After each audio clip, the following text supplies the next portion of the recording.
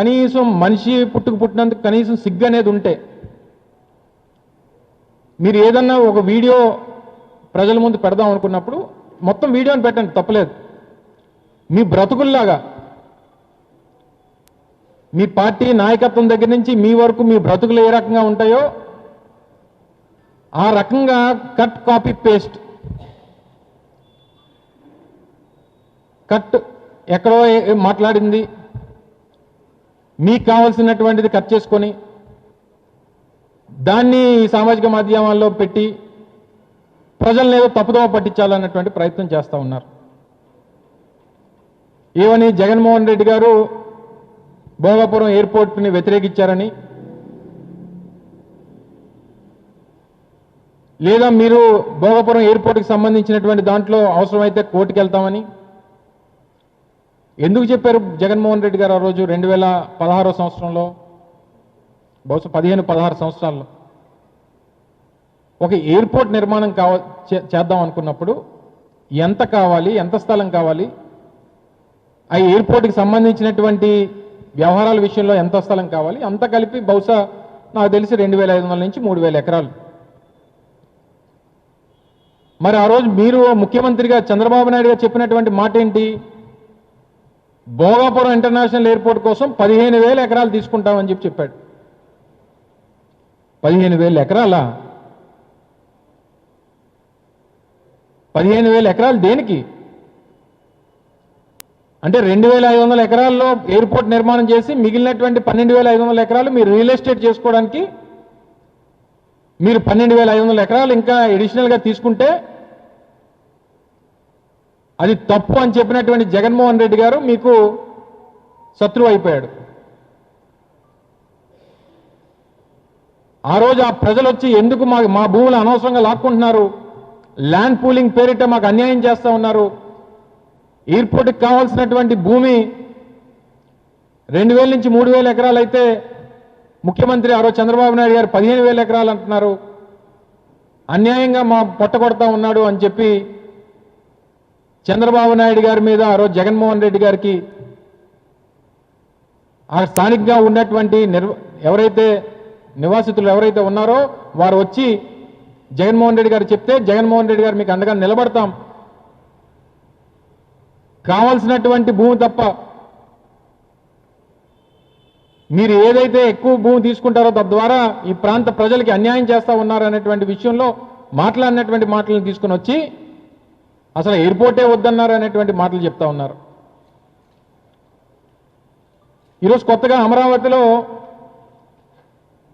మళ్ళీ ఎయిర్పోర్ట్ అంటున్నారు, railway station అంటున్నాడు, ఇంకా వింటే రేపు పోర్టు కూడా కడతానంటాడు అమరావతిలో.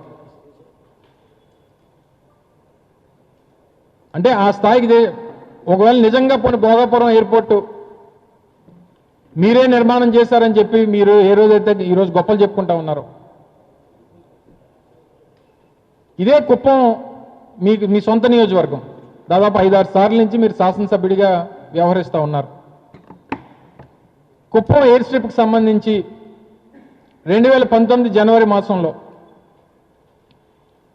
మీరు అక్కడ శంకుస్థాపన చేశారు. ఏమైంది చెప్పండి, ఏం జరిగింది చెప్పండి? చంద్రబాబు నాయుడు గారి ఫ్లైట్ ఏమైనా కుప్పంలో దిగుతున్నాడా? ఆ ఎయిర్పోర్ట్ ప్రారంభమైపోయిందా? లేనిపోయినటువంటి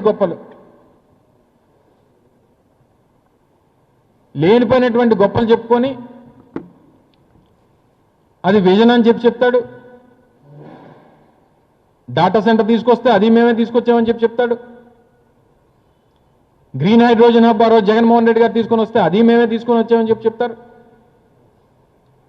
చివరికి భోగాపురం ఇంటర్నేషనల్ ఎయిర్పోర్ట్కి మంచి కనెక్టివిటీ విశాఖపట్నం నుంచి ఉండాలని చెప్పి ఆ రోజు గ్లోబల్ ఇన్వెస్టర్ సమిట్ విశాఖపట్నంలో జరిగితే గడ్కరీ గారిని ఆ రోజు ముఖ్య అతిథిగా ఆహ్వానించి వారితో అనౌన్స్మెంట్ చేయించి ల్యాండ్ పార్ట్ ఏదైతే ఉందో రాష్ట్ర ప్రభుత్వం భరిస్తాం, మిగిలినటువంటి ప్రాజెక్ట్ కాస్ట్ అంతా కూడా కేంద్ర ప్రభుత్వాన్ని భరించమని చెప్పి రిక్వెస్ట్ చేసి ఆ రోజు వేదిక మీదే లెటర్ రాసి గడ్కరీ గారికి ఇచ్చి ఆ వారితో అనౌన్స్ చేయించినటువంటి ఘనత ఆ రోజు జగన్మోహన్ రెడ్డి గారు. ఏమైపోయింది 6 లేన్ల హైవే విశాఖపట్నం పోర్ట్ నుంచి భోగాపురం ఇంటర్నేషనల్ ఎయిర్పోర్ట్కి? ఈ 2 సంవత్సరాలు మీరు సాధించిందేంటి? అధికారంలోకి వస్తే మెట్రో అంటావు, ఎయిర్పోర్ట్ అంటావు, పోర్ట్ అంటావు. చివరికి నిన్న మెట్రో గురించి కూడా ఏం జరిగిందో చూశారు. విశాఖపట్నంకి సంబంధించి మెట్రో గురించి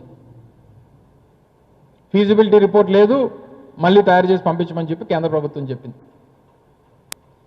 ఇంక ఇది ఇలా మనకి 2029 ఎన్నికల వరకు తిప్పుతాడు దీన్ని.